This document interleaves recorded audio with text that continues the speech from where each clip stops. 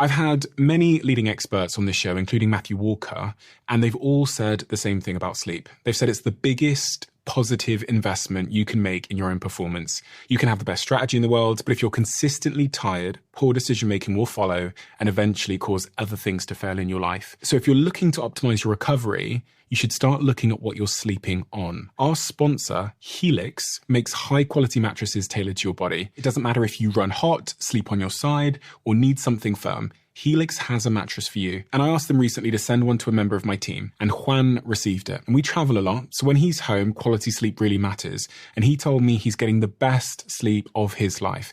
And the data backs it up, with 82% of people in a Helix study saying they saw an increase in their deep sleep. And with a 120-night trial, you've got 4 months to prove it to yourself. You can get 27% off at helixsleep.com/diary. That's helixsleep.com/diary. Marginal gains, as we call it, that 1%, that 0.1%. And I heard you talk about this with Kobe in the book and your other athletes, that trying to find that edge. And Kobe was one of those people that in the book that you talk about really trying to find that edge as well in his career. I'm really compelled by the concept of marginal gains because I feel like it's been my religion for my life, and my team here hear me talk about this so much that they're sick of it, which is like, how do we make what we're doing here, or all my businesses, but let's just focus on what we see here, 1% better. So whether it means putting these little things up to stop the reflection in there, whether it means, the effort they went to put these things up, like that is my religion. And when you sat down here, I said this podcast has been going for about a year and we're number one. And that is purely based on the fact that we believe the 1% will change our trajectory in an invisible way in the moment, but in a profound way over time. Yes. How important are those marginal gains to the athletes that you've worked with and in the work you do with them still today? It's everything. It's everything. And it's in the details. You just described all these little things, and somebody come in, it doesn't matter. A great example was like, you know what? When we handed you the book, you're like, this cover is so much better than the other one. Switch it. It's the little attention to the little things that everyone thinks they won't notice. You hear this all the time. Don't sweat the small stuff. The 1%ers, the 0.01, they sweat every single detail. Because the one thing they let slip, somebody is going to use that to their advantage. Somebody is going to make a big deal out of it, and they're going to feel like they left something out. Everyone says, don't worry about the things that you can't control. Well, these individuals, they want to control everything they can control so the uncontrollable becomes more manageable to them. So if they pay attention to every single detail obsessively over and over and over again, then when the uncontrollable happens, they can have a better chance of controlling it. There's a big thing that we used to use with Kobe all the time is I used to ask individuals, if you're interested in taking your business or your basketball game, your football skills, your podcast, and we'd have a room of thousands and thousands of people stand up. And everybody would stand up and they give this big rounding clap and all this other stuff. If you're interested in taking it to number one. If you're interested, yes. To the next level. For some people, it may not be number one, whatever it is. Everybody claps up. And then I say, sit back down. Then I would ask them, I said, all right, if you're obsessed with taking your business,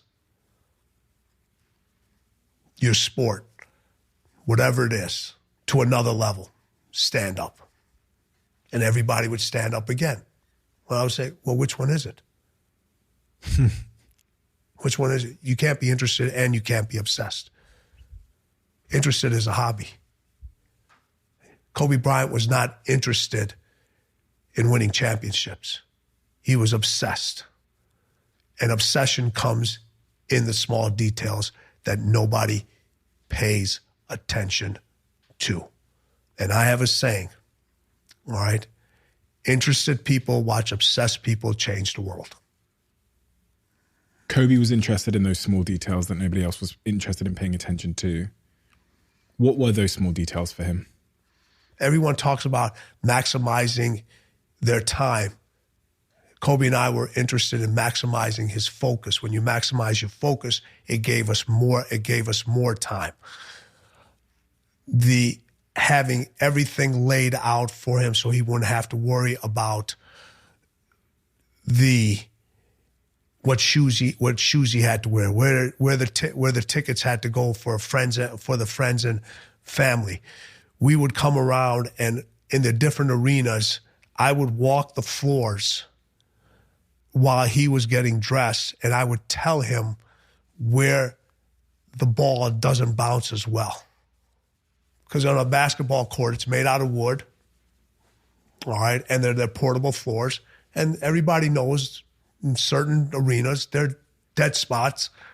You force the player into that area. If the ball is going to bounce there, it's not going to bounce as high, which gives the team the advantage. And a lot of times when they would move those pieces around. So we would walk around, bounce the ball, that spot, that spot, that spot, that spot. So we'd get an advantage of the details that nobody else would pay attention to, that if we went into that area, we know stay away from that area. Or if we know we can't dribble on that particular spot. And there was one time there was a game where Kobe was, before the game, he was shooting free throws. And he was like, something isn't right. So he called one of the maintenance guys over. He goes, "Are you sure this basket is right?" And the guy said, "Yeah." He goes, "Well, I want you to check it for me." He measured it. It was 1/8 of an inch off. When you're that obsessed, when you pay that much attention to the details,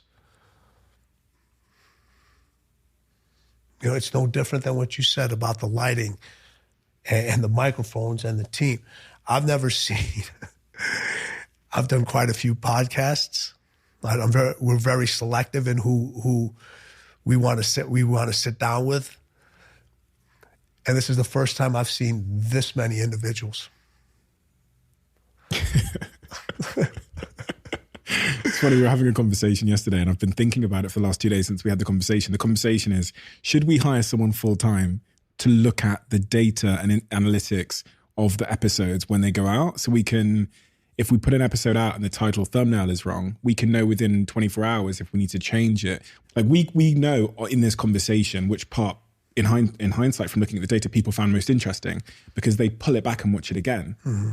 And it's all of these insights which are there, but we want to be the team that cares enough about those tiny details, because that is our religion, as we say. Yep. That is where we believe we'll find all the gains. That's where the separation is. The separation is in the details. It's in the details. The separation in the clothes you wear is in the details. The shoes, the car that you drive, the house, your education. It doesn't matter whether you go to the most expensive university or you drop out of the university. It's the details you pay attention to in your studies, in whatever your career choice is. Those are the things that matter. You pay attention to the details in your family. You pay attention to the details in your kids. You pay attention to the details of what makes your significant other happy, how they react to certain things. It's people get comfortable with not having to manage the details.